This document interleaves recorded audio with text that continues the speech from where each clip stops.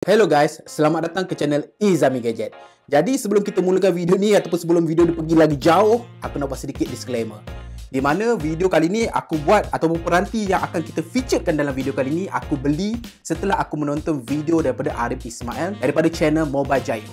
Jadi sebelum ada di antara korang-korang yang menerawang dekat komen mengatakan bahawa tengok video Arif Ismail lah tu beli phone ni, tengok channel Mobile Jaya lah tu baru nak beli phone ni. Yes it is, yes it is, yes it is. Tak ada masalah kan. Jadi aku pun tak tahu kenapa aku tengok video dia, aku pula jatuh steam, aku pula yang beli peranti yang dia reviewkan itu hari. Jadi dekat atas meja aku ni bukan ada sebuah, ada dua buah. Dua buah peranti flagship tahun 2017. Di mana dia menjalankan ataupun menggunakan chip pemprosesan Snapdragon 835. Dan apa yang paling best tentang peranti ni adalah dia dijual sekarang harga terpakai dengan tanda harga RM300 lebih macam tu. Jadi tanpa melengah masa lagi, jom kita borak-borak dan kita cerita pasal peranti Sony Xperia XZ1 ni. Let's check it out.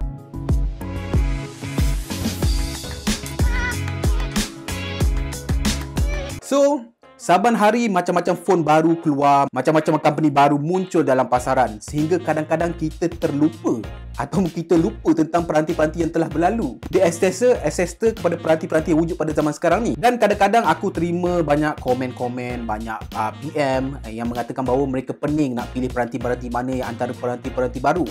Sehingga kan mereka terlupa bahawa wujudnya pilihan-pilihan lain daripada masa lampau yang mungkin boleh dijadikan satu option untuk mereka memilih peranti yang terbaik untuk mereka gunakan ketika tahun 2020 ni. Yelah, bak kata orang putih, new always good.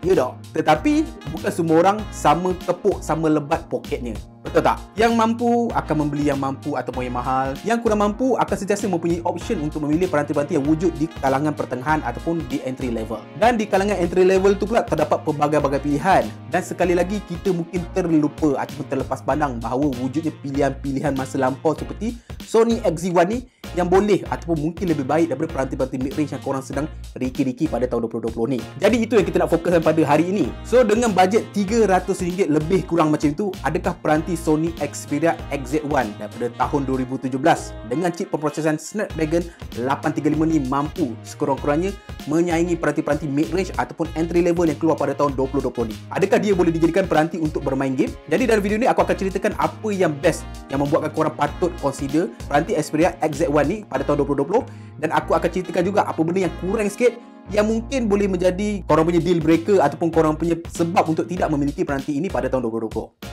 Jadi video ni akan sedikit panjang, tapi kalau korang nak tahu lebih lanjut, korang patut tunggu sampai habis. So stay tune. Jadi kita mulakan.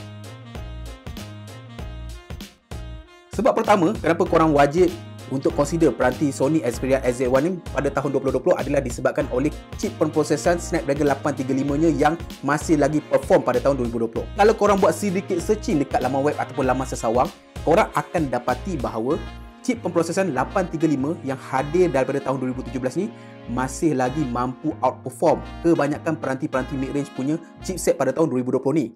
Contohnya macam Snapdragon 720G, Snapdragon 730G, MediaTek Helio G90T dan lain-lain 6 siri ataupun 7 siri punya Snapdragon. Chip pemprosesan Snapdragon 835 ni masih lagi berada di tangga teratas dari segi performance dan dari segi dia punya efisiensi. Dari segi penggunaan sehari-harian, aku dah guna phone ni hampir 2 hari, tak lama, 2 hari. 2 hari sudah cukup untuk aku memberikan aku punya pendapat bahawa everything running smoothly pada peranti ni dan tiada apa-apa ciri-ciri yang menandakan bahawa ia adalah peranti yang hadir daripada tahun 2017 dari segi performance dia. Perkara kedua yang aku rasa sebab untuk korang patut consider peranti Sony Xperia XZ1 ni adalah sebab dia punya binyaan dan dia punya size. Kadang-kadang kan aku rindu tau, di mana pada satu masa dahulu semua peranti adalah mudah digunakan dalam satu genggaman tangan, di mana kita boleh gunakan dalam kebanyakan situasi tanpa memerlukan penggunaan kedua belah tangan. Dari segi binaan pula, dia dibina 100%, aku boleh katakan unibody lah, aluminium build, di mana dia terasa solid kat dalam tangan, memang terasa premium, dia sejuk ketika digunakan dan dia memang terasa solid lah. Dia bukannya macam kebanyakan peranti-peranti mid-range yang masih lagi menggunakan binaan plastik, di mana ia mungkin terasa sedikit kurang premium. Perkara ketiga yang aku rasa sebab untuk korang patut consider Sony Xperia XZ1 ni pada tahun 2020 adalah disebabkan oleh paparan dia. Yes, dari segi saiz, paparan bersaiz 5.7 inci ni mungkin tidak sebesar mana untuk tahun 2020. Tetapi selain daripada saiz, dia punya quality image, kecerahan, warna dan lain-lain adalah top notch. Malah mudah untuk aku katakan bahawa dia punya kualiti skrin adalah lebih jauh baik daripada peranti-peranti mid-range pada tahun 2020 ni. Dari segi kecerahan, apa aku boleh katakan dari segi penggunaan aku sehari-harian selama 2-3 hari ni, di bawah terik matahari dia masih lagi viewable. This display easily can challenge most of the mid-range punya display. Perkara keempat yang aku rasa sebab untuk korang patut consider Sony Xperia XZ1 ni pada tahun 2020 sebagai korang punya peranti adalah disebabkan oleh dia punya speaker ataupun audio. Yes, macam korang nampak dia mempunyai notch yang besar, tetapi notch yang besar tu bukan hanya untuk tayangan semata-mata. Di mana Sony Xperia XZ1 ni mempunyai sistem stereo speaker. Dan dia bukan sekadar stereo speaker, dia adalah front firing stereo speaker. Dari segi bunyi, aku boleh katakan masih lagi solid, dia masih lagi kuat daripada kebanyakan peranti-peranti mid-range. Cumanya kalau compared to the flagship 2020, dia punya bunyi agak muffled. Tetapi dia punya bunyi adalah sedikit muffled bersebab di mana macam korang tahu, peranti ini mempunyai IP rating untuk waterproof, water resistant. Jadi pada zaman itu, pada tahun 2017, kebanyakan phone manufacturer membuat water resistant pada diorang punya speaker, di mana mereka meletakkan satu lapisan membran pada diorang punya speaker untuk menghalang air ataupun debu masuk ke dalam sistem motherboard mereka. Perkara kelima yang aku rasa sebab untuk korang patut consider Sony Xperia XZ1 ni adalah disebabkan oleh dia masih lagi mempunyai lubang bicu audio 3.5mm headphone jack. Yes, lubang ni dah macam haiwan terancam tau, di mana dia sudah hampir pupus di dalam dunia gadget, dunia telefon, di mana kebanyakan pengeluar-pengeluar telefon sudah mula membuang, tak kisah daripada flagship sampailah ke level bawah. Kebanyakan pengeluar telefon semakin lama membuang lubang ini dengan alasan untuk mengurangkan kos, untuk membesarkan skrin, untuk menjimatkan ruang dan lain-lain. Manakala untuk Sony Xperia XZ1 ni dia masih lagi mengekalkan lubang bicu audio ni. Jadi untuk para gamers di luar sana, korang tak perlu berkorban apa lagi untuk mendengar footstep ataupun bunyi enemy lalu lalang di keliling korang. Perkara keenam yang aku rasa sebab untuk korang patut consider Sony Xperia XZ1 ni pada tahun 2020 ni adalah disebabkan oleh dia punya kamera yang masih lagi perform. Yes, ini adalah single camera. Memang agak pelik, memang agak tak 2020 lah kan kita pakai single lens ataupun single kamera ni. Tetapi apa aku boleh katakan, kualiti gambar, kualiti video yang dihasilkan daripada single lens ni masih lagi mampu menyaingi peranti-peranti mid-range yang ada pada tahun 2020 ni. Dengan sensor 19MP. Of course sensor Sony, sebab apa ini adalah telefon Sony, dia masih lagi boleh menangkap hasil gambar yang baik di dalam lighting yang cukup sempurna. Dan apa aku boleh katakan, aku masih lagi impressed dengan hasil gambar yang ditangkap oleh kamera ini. Dari segi penggunaan pula, aku boleh katakan dia punya shutter, dia punya pengalaman mengambil gambar menggunakan telefon ini masih lagi snappy walaupun dia adalah peranti pada tahun 2017. Dan satu benda yang aku suka tentang kamera dia adalah dia punya selfie kamera. Dia punya selfie kamera, apa aku boleh katakan, adalah sharp dan cantik. Yes, kalau korang nampak phone-phone mid-range ataupun entry level sekarang datang dengan 3 kamera, 2 kamera, 4 kamera. Tetapi kalau korang perasan, kebanyakan kamera-kamera tersebut dia punya kualiti dia memang gitu je lah. Dan sebelum aku terlupa, satu benda tentang kamera XZ1 ni adalah dia mempunyai dedicated shutter button. Yes, korang boleh macam tekan untuk fokus, snap. Itu features yang korang dah lama tak nampak pada mana-mana peranti. Sebab apa, itu antara orang cakap features yang hanya wujud pada peranti Sony Xperia pada zaman-zaman dulu lah. Perkara ketujuh yang aku boleh katakan sebab untuk korang pilih Sony Xperia XZ1 ni adalah disebabkan oleh dia punya Android experience. Yes, pada mula-mulanya aku ketika membeli phone ni, selepas menengok review Arif Ismail tu, aku sedikit macam tak high expectation sangat lah. Sebab apa, phone 2017, banyak phone-phone yang keluar pada tahun tersebut tidak lagi mempunyai software update ataupun sekurang-kurangnya dia stuck pada Android 8. Tetapi apa yang mengejutkan adalah dia telah diupdate kepada Android 9. Yes, dia bukanlah Android 10, tetapi Android 9 is far than enough untuk sebuah peranti 2017. Dan apa aku boleh katakan, dia punya Android experience dia agak smooth tau. Itu satu benda yang aku boleh puji lah. Dia tak banyak skin yang heavy, dia lebih kepada stockish punya cita rasa, di mana ikon dia semua macam stock Android. Dia punya penalaan dia sikit saja, dari segi app drawer dia sedikit berbeza, tetapi lain-lain dia adalah sebuah OS yang aku boleh katakan ringan. Tetapi ada cara untuk korang membuatkan peranti seperti ini untuk jadi lebih pantas daripada sepatutnya, di mana korang boleh on ataupun activate developer mode, korang offkan segala animation, segala transition, maka dia akan jadi sepantas kuda padi. Perkara ke-8 yang aku rasa sebab untuk aku suka peranti Sony Xperia XZ1 ni adalah sebab dia mempunyai notification LED dekat sini. Mungkin ramai generasi-generasi sekarang tidak tahu kewujudan LED notification pada sesebuah peranti satu masa dulu. Tapi dulu-dulu kita kalau nak tengok notification ataupun nak tahu notification masuk pada peranti kita adalah berpandukan lampu yang berkelip pada peranti kita. Perkara ke-9 yang boleh jadikan sebab untuk korang memilih Sony Xperia XZ1 ni adalah dia menggunakan USB Type-C punya port. Yes, korang mesti ingat ini adalah peranti pada tahun 2017, di mana pada ketika itu masih banyak lagi flagship-flagship yang menggunakan USB micro. ataupun USB 2.0. Tetapi Xperia XZ1 ni sudah mula melangkah ke hadapan menggunakan USB Type-C. Di mana kalau korang comparekan kepada peranti-peranti mid-range 2020 ni, korang masih lagi jumpa ada lagi peranti-peranti 2020 yang menggunakan micro USB. Maknanya kalau korang beli phone ni, walaupun dia dah berusia 3 tahun, tetapi dia punya lubang kat bawah ni masih lagi lubang zaman sekarang 2020 ni. Perkara ke-10 yang menjadikan sebab kenapa Sony Xperia XZ1 adalah sebuah peranti yang awesome untuk tahun 2020 adalah dia punya side physical fingerprint. Yes, dia tidak menggunakan in-display fingerprint, tetapi ia lebih baik daripada korang beli phone-phone mid-range yang menggunakan in-display fingerprint, tetapi in-display fingerprint dia sampah. Minta maaf cakap, side mounted fingerprint macam ni lebih praktikal digunakan berbanding in-display fingerprint yang sampah. Itu je. Perkara ke-11 yang aku boleh katakan sebab untuk korang consider Sony Xperia XZ1 adalah dia mempunyai water resistant, IP68 by. Yes, korang try cari peranti-peranti bawah 1,500 mana yang ada IP68 punya certification. Walaupun begitu,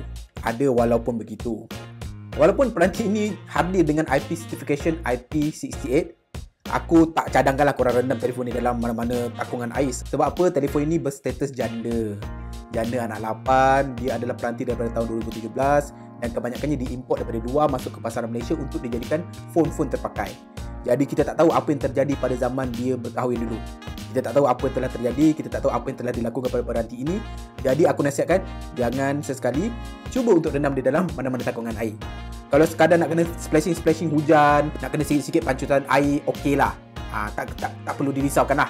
Tapi kalau korang consider nak bawa menyelam, jangan sama sekali. Itu nasihat aku. Tetapi nak cuba, tak ada salahnya. Sebab ke-11 kenapa aku boleh recommend korang untuk mengambil peranti Sony Xperia XZ1 ni pada tahun 2020 ni adalah, of course, obviously adalah dia punya harga.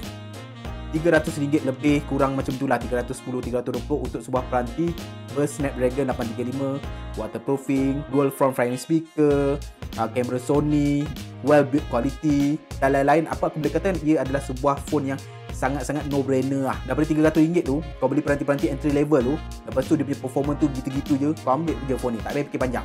Memang aku boleh jamin phone ni dari segi performance dia, main game dia memang tak ada masalah. Dan bila dah murah macam ni, kau tak payah nak pening-pening nak fikir nak pakai screen protector ke, nak pakai casing ke, kau boleh bogel dia macam ni. Sebab apa?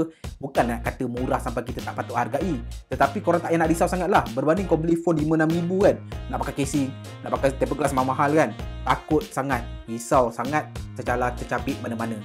Tapi untuk peranti macam ni, aku dah pakai so far beberapa hari ni, memang beginilah aku pakai. Memang bogel habis lah.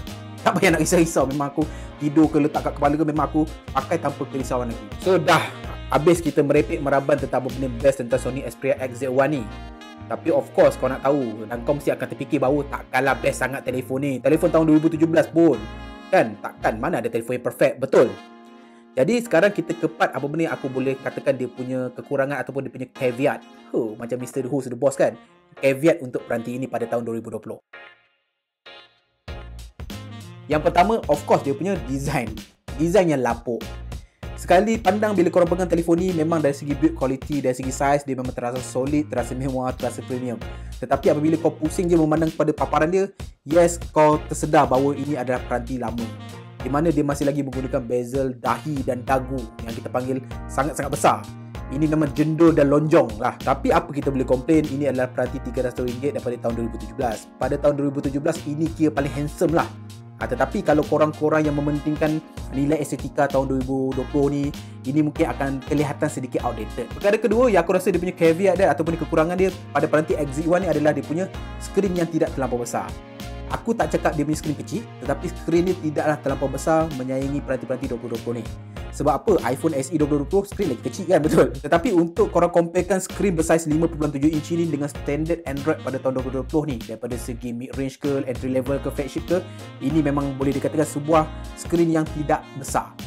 Tetapi apa aku boleh katakan dari segi penggunaan dia adalah still lagi fun to use lah, tapi dia taklah besar macam tahun 2020. Perkara ketiga yang aku rasa kurang sikit tentang peranti XZ1 adalah dia punya battery performance. Yes, Sony Xperia XZ1 ni hadir dengan bateri berkapasiti 2700 mAh. Kalau budak-budak sekarang dengar memang apa 2700 mAh? Memang tak tahan lah. Betul. Dia secara mudahnya aku boleh katakan untuk one day usage secara light no problem. Korang boleh guna daripada pagi sampai petang, malam baru charge dalam keadaan normal. Tetapi kalau korang memang heavy social media punya user, korang memang gamers, apa aku boleh katakan SOT dia untuk dapat 4 jam tu masih lagi achievable. Dari segi masa bermain game, aku berjaya dapatkan 2 jam ke 2,5 jam lah. Selepas tu dia kiau. Perkara keempat yang aku boleh katakan kekurangan XZ1 ni pada tahun 2020 ni adalah dia punya pengecasan lah. Yes, dia masih lagi menggunakan Type-C. Yes, dia menggunakan pengecasan pantas Quick Charge 3.0 18 watt. Memang aku boleh katakan dia boleh dikatakan laju lagi kot. Sebab apa? Redmi Note 9S pun gunakan 18 watt. Tetapi kalau nak comparekan dari segi penggunaan aku guna Nubia, aku guna Black Shark, aku guna macam-macam lah peranti yang lagi laju. Bagi aku, pengecasan ni mungkin dah kurang relevan bagi aku pada tahun 2020, di mana banyak peranti-peranti sekarang mid-range pun dah pakai 30 watt, Realme 6 kan. Banyak peranti yang dah mula bergerak 30 watt ke atas, tetapi ialah peranti 2017 ni masih lagi menggunakan 18 watt. Apa aku boleh katakan, dia punya pengecasan bukan perlahan tetapi tidak sepantas standard 2020. Perkara kelima yang aku boleh katakan kurang sikit tentang peranti Sony XZ1 ni adalah dia punya performance kamera ketika low light. Yes, tadi aku cakap kamera dia memang outperform most of the mid-range punya phone lah, di mana dalam keadaan lighting yang sempurna, kecerahan yang mantap, memang gambar yang dihasilkan adalah mantap. Dia punya fokus memang tip-top, video dia okey, memang stabilization everything is okay. Tetapi apabila cahaya sudah bertukar redup, apabila keadaan sudah sampai malam, dia punya performance sudah mula kurang sikit, di mana gambar yang dihasilkan adalah sedikit soft, dia ada noisy here and there, dan dia punya fokus sudah mula lari sikit lah. Tetapi yelah, pada tahun 2017 night shot bukan satu fenomena lah. Semua orang tahu bahawa nak ambil gambar mesti lighting okey. Tak ada orang yang minat nak ambil gambar malam pada zaman tu kecuali memakai DSLR lah. Tetapi apa aku boleh katakan, untuk tahun 2020 ni itu satu kekurangannya lah. Dia punya night shot dia memang biasa-biasa sajalah. Perkara keenam yang aku boleh katakan kekurangan dia sikit lah, yang mungkin korang pun akan consider untuk beli atau tidak peranti Sony XZ1 adalah dari segi status dia, iaitu dia adalah unit terpakai. So kebanyakan unit-unit Sony XZ1 ni, kalau korang jumpa kat dalam market yang jual 300 lebih tu, adalah unit-unit datang daripada Jepun. Korang akan nampak kat bawah ni dia ada macam AU ke Docomo ke, itu adalah telco set daripada Jepun. Tetapi diorang semua dah habis kontrak. Dia dah habis kontrak, phone ni kira macam unlock lah, boleh digunakan serata dunia. So dari segi condition, dia tak adalah perfect like a new, tetapi dia tidaklah comot sangat. Tapi apa yang aku cuba tekankan bahawa dia adalah unit terpakai. Perkara terakhir aku boleh katakan mungkin dia punya kekurangan lah untuk Sony Xperia XZ1 ni pada tahun 2020 adalah dia punya outdated Android experience lah. Macam korang tahu, aku cakap tadi bahawa dia so far, berdasarkan penggunaan aku, berdasarkan pengetahuan aku, dia boleh di-upgrade sehingga Android 9.0. Tetapi aku dapat rasakan bahawa Android 9.0 tu adalah Android terakhir yang Sony akan berikan kepada Sony XZ1 ni. Tetapi bagi aku, walaupun Android 9, dari segi performa muas dia masih lagi bagus. Tetapi untuk korang yang mungkin nak guna long term, mungkin korang boleh gunakan phone ni setahun lagi lah kot. Jadi kalau korang nak guna long term lagi 2-3 tahun, aku risau akan ada banyak apps yang tak support untuk OS lama tau. So, kita dah dengar benda apa yang best, tak best tentang Sony Xperia XZ1 ni. Jadi soalan utama yang selalu orang tanya pada aku dalam mana-mana review phone aku lah, phone ni boleh main game tak? Senang untuk aku katakan bahawa phone berharga RM300 ni dengan Snapdragon 835 ni boleh bermain kebanyakan game dengan setting tertinggi. PUBG dia boleh main Smooth Extreme, HDR Ultra. Mobile Legends dia boleh bermain pada HFR Ultra Mode. Jadi tak ada masalah. Dari segi gaming memang aku boleh katakan semua boleh dimain pada setting tertinggi yang ada pada flagship lain ataupun mid-range yang wujud pada 2020 ni. Dan bukan setakat setting grafik saja boleh tinggi, malah pengalaman bermain ketika aku cuba PUBG Mobile dan Mobile Legends adalah smooth dan steady. Dari segi heating issue aku boleh katakan normal. Dia akan panas ketika digunakan. Macam telefon-telefon lain, tak ada telefon yang sejuk ketika digunakan, bukan? Jadi dia taklah panas yang melampau-lampau sampaikan kita boleh kata useless punya phone. Untuk harga dia aku boleh katakan ini adalah sebuah gaming phone budget yang memang boleh main game lah, no problem, no issue, memang recommended. Secara conclusionnya, apa aku boleh katakan, apa yang dikatakan oleh Arif Ismail daripada channel Mobile Jaya memang legit. Yes, ini adalah sebuah peranti Snapdragon 835 berharga RM300 yang memang boleh outperform most of the mid-range phone pada tahun 2020 ni. Bukan kita nak kata bahawa phone ni patut beli, jadi rugilah korang beli mid-range phone. No. Jikalau ada di antara kalian yang sedang mencari budget phone, mungkin sebagai main phone, ataupun mungkin sebagai second phone, ataupun mungkin sebagai phone yang nak bagi pada anak-anak kecil untuk bertengok YouTube ke, bermain game sambil-sambil ke, ini adalah sebuah phone yang boleh dikonsiderkan dengan tanda harga medium type. Aku pun tak pernah sangka bahawa dengan RM300 aku boleh dapat peranti yang bagus macam ni lah.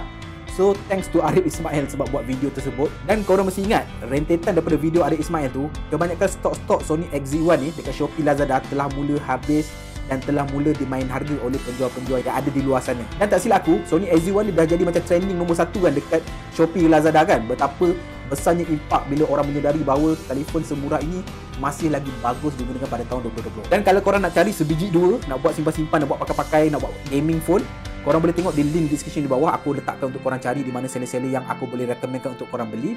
Ataupun kalau anda kata korang mungkin nak beli melalui aku pun boleh. Aku boleh belikan. Sebab apa? Dekat Melaka aku ada seller-seller yang masih lagi menjual banyak stok-stok Sony XZ1 ni. Sebab kat Melaka mungkin tak ramai lagi orang tengok video Arif tu kan. Jadi tak ramai orang sedar bahawa Sony XZ1 ni adalah value for money punya phone. So kalau anda kata ada antara korang yang nak aku carikan dekat Melaka, korang boleh PM aku kat Facebook Izami Gadget. Kita boleh ceritalah dari segi harga, dari segi upah aku sikit. Bagi duit makan RM10-20 cukup lah. So sekian saja untuk video kali ni. Kalau korang suka video-video macam ni, korang boleh klik butang subscribe di bawah dan klik bell notification icon di bawah untuk menerima update-update terkini dari Izami Gadget. Sampai bertemu lagi di video akan datang. Macam biasa guys, Assalamualaikum. Ciao.